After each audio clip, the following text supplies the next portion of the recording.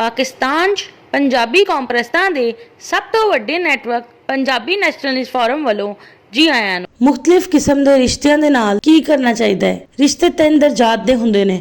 3rd class ਰਿਸ਼ਤੇ ਹੁੰਦੇ ਨੇ ਅਜਨਬੀ ਲੋਕਾਂ ਦੇ ਨਾਲ, ਜਾਣਨ ਵਾਲੇ ਲੋਕਾਂ ਦੇ ਨਾਲ ਤੇ ਦੁਆ ਸਲਾਮ ਵਾਲਿਆਂ ਦੇ ਨਾਲ। 3rd ਕਲਾਸ ਰਿਸ਼ਤੇ ਵਾਲਿਆਂ ਦੇ ਨਾਲ ਰਾਬਤੇ 'ਚ ਨਹੀਂ ਰਿਹਾ ਜਾਂਦਾ, ਲੇਕਿਨ ਰਾਬਤਾ ਹੋ ਜਾਏ ਤੇ ਇਹਨਾਂ ਦੇ ਘਰੇਲੂ ਤੇ ਕਾਰੋਬਾਰੀ ਮਸਾਇਲ ਦੇ ਬਾਰੇ 'ਚ ਮਸ਼ਵਰਾ ਦੇਣ ਦੇ ਬਜਾਏ ਅਗਰ ਮੁਮਕਿਨ ਹੋਵੇ ਤੇ ਇਹਨਾਂ ਦਾ ਦੱਸਿਆ ਗਿਆ ਮਸਲਾ ਹੱਲ ਕਰਨ 'ਚ ਮਦਦ ਕਰ ਦੇਣੀ ਚਾਹੀਦੀ ਹੈ ਜਾਂ ਆਪਣਾ ਮਸਲਾ ਹੱਲ ਕਰਨ 'ਚ ਮਦਦ ਲੈਣੀ ਚਾਹੀਦੀ ਹੈ।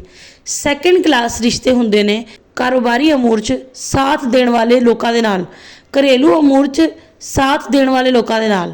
2nd ਕਲਾਸ ਰਿਸ਼ਤੇ ਵਾਲਿਆਂ ਦੇ ਨਾਲ ਰਾਬਤੇ 'ਚ ਰਹਿਣਾ ਪੈਂਦਾ ਹੈ। ਇਸ ਲਈ ਇਹਨਾਂ ਦੇ ਘਰੇਲੂ ਤੇ ਕਾਰੋਬਾਰੀ ਮਸਾਇਲ 'ਚ ਤਲਬ ਕਰਨ ਤੇ ਇਹਨਾਂ ਦੀ ਸਮਝ ਦੇ ਮੁਤਾਬਿਕ ਮਸ਼ਵਰਾ ਦੇਣਾ ਚਾਹੀਦਾ ਹੈ ਤੇ ਜ਼ਰੂਰਤ ਦੇ ਮੁਤਾਬਿਕ ਇਹਨਾਂ ਦੀ ਮਦਦ ਕਰ ਦੇਣੀ ਚਾਹੀਦੀ ਹੈ ਜਾਂ ਆਪਣੀ ਸਮਝ ਦੇ ਮੁਤਾਬਿਕ ਮਸ਼ਵਰਾ ਲੈਣਾ ਚਾਹੀਦਾ ਹੈ ਤੇ ਜ਼ਰੂਰਤ ਦੇ ਮੁਤਾਬਿਕ ਆਪਣੀ ਮਦਦ ਕਰਵਾਉਣੀ ਚਾਹੀਦੀ ਹੈ। 1st ਕਲਾਸ ਰਿਸ਼ਤੇ ਹੁੰਦੇ ਨੇ ਮੁਸ਼ਤਰਕਾ ਕਾਰੋਬਾਰੀ ਅਮੂਰ ਵਾਲਿਆਂ ਦੇ ਨਾਲ ਤੇ ਮੁਸ਼ਤਰਕਾ ਘਰੇਲੂ ਅਮੂਰ ਵਾਲਿਆਂ ਦੇ ਨਾਲ। 1st ਕਲਾਸ ਰਿਸ਼ਤੇ ਵਾਲਿਆਂ ਦੇ ਨਾਲ ਰਾਬਤੇ 'ਚ ਰਹਿਣਾ ਚਾਹੀਦਾ ਹੈ, ਜਦ ਕਿ ਘਰੇਲੂ ਤੇ ਕਾਰੋਬਾਰੀ ਮਸਾਇਲ ਦੇ ਬਾਰੇ 'ਚ ਆਪਸ 'ਚ ਮਸ਼ਾਵਰਤ ਕਰਕੇ ਇੱਕ ਦੂਸਰੇ ਦੀ ਮਦਦ ਕਰਨ ਦਾ ਪ੍ਰੋਗਰਾਮ ਬਣਾਉਣਾ ਚਾਹੀਦਾ ਹੈ।